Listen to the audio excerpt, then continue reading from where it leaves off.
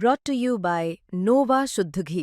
जब जब खाए दिल खुश हो जाए, सदियों का नोवा शुद्ध देसी घी, सपना स्वस्थ भारत का।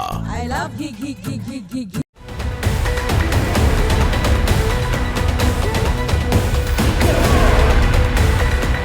जापान और चीन के बीच तकरार बढ़ गई है।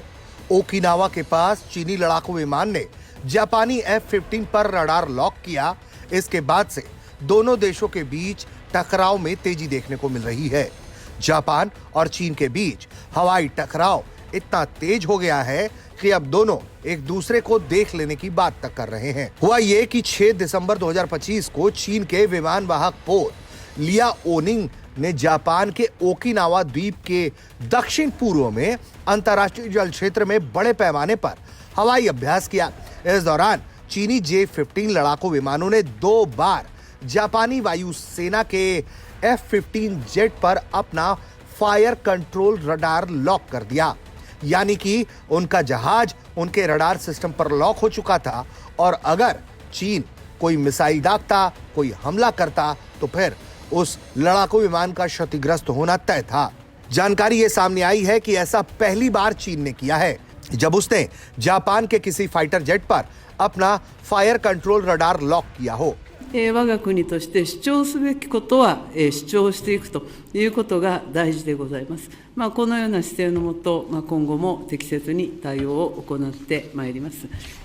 चीन का एक तरफ आरोप है कि जापानी F-15 विमान बहुत करीब आ गए और लियाओनिंग के अभ्यास में खतरा पैदा किया और रडार लॉक सिर्फ सुरक्षा निगरानी के लिए था, ये कोई आक्रामक इरादा नहीं था।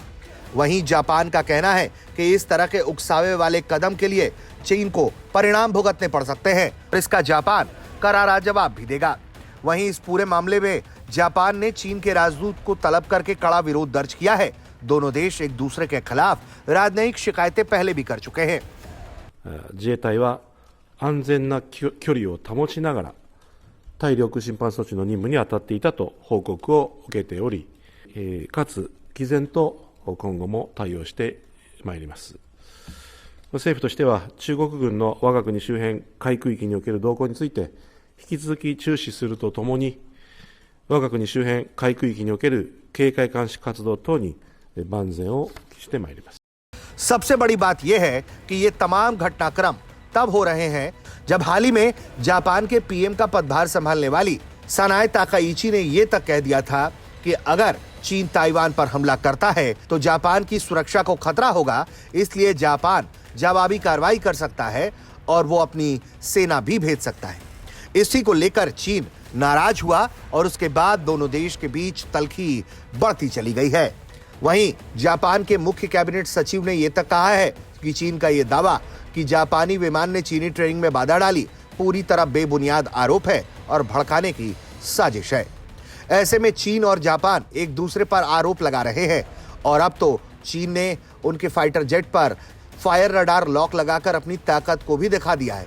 अब ऐसे में जापान और चीन की यह टकराहट किस मोड़ तक पहुंचेगी, ये आने वाले कुछ दिन तय कर देंगे। ब्यूरो रिपोर्ट, भारत तक।